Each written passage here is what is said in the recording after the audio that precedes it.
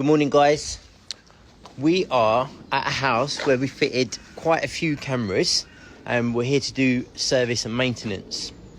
And one of the things we do is make sure that all the cameras are clean, so you've got no residue on the camera. We make sure that they're working. We test the notifications and check the firmware is all up to date on the recorder. And another thing we do as a company in terms of setting up camera positions is making sure that you get the best camera angle. So the camera is installed at the best height, giving the best coverage, giving the best detection. If you know Hikvision cameras well, detection can be based on location from the target and how that will impact how the detection is relayed back to the phone or the MVR. So with this little camera, we've got a great shot covering the front garage doors, and we managed to get that in nice and discreetly. So we're just updating the firmware on the MVR, and I mean, one of the main benefits of keeping the latest firmware is to make sure that it's secure, because there's many security features that come with the later updates, but also it can release additional features both on the MVR and on the app. So for those of you that don't know, this is the SADP tool, which is basically HIC's IP tool. It allows you to see what camera devices are on the network. And if you've just got the MVR per se, which is that one there, and all your cameras are connected to the MVR, then all you'll see is the MVR IP address. If you've got devices sitting on the network, not plugged in directly to the MVR, these are the 10-inch touchscreens, so we have 4 of them. And then we've got cameras dotted around the site on different network switches, and that is the intercom at the front gate. So it'll tell you the IP address. You can also change the IP address. You can change the gateway and the subnet for the network parameters. You can also see what version it's on. So this is a great way just to see what firmware the different cameras are on, and then also it gives you the serial numbers. So without this SADP tool, you can't do much. If I double click that just on my laptop, that will launch the browser for that specific camera.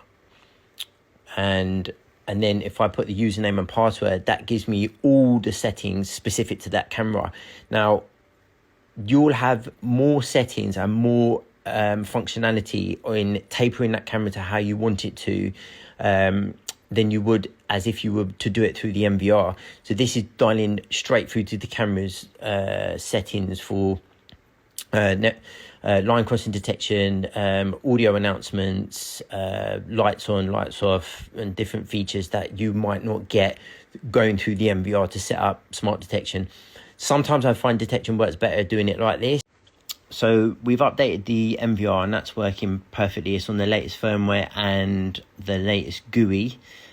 We have one of these smart tracking panoramic PTZs that we're going to update the firmware for. And if that's the latest firmware that we're going to download, and then next to it, there'll be a release note, which is over here, which then tells you the features of the latest update. So one of the features here is you can add mixed target models and support for mixed target detection. There's also a fixed white screen issue with the panorama channel screen. There's loads of benefits noted here that as to why it's worth always updating to the latest firmware.